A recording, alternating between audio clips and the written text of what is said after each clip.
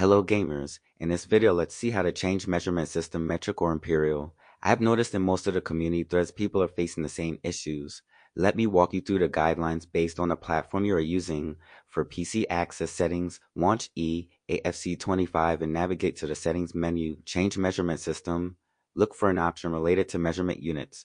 You could switch from imperial feet, pounds to metric meters, kilograms here. Next save changes. Make sure to save your settings before exiting. Currently, changing the measurement system directly within AFC25 is not supported on consoles. However, you can influence the measurement system by adjusting your console's language and region settings. Xbox. Go to settings next to system and language and location. Set the language to English and the region to a country that uses metric.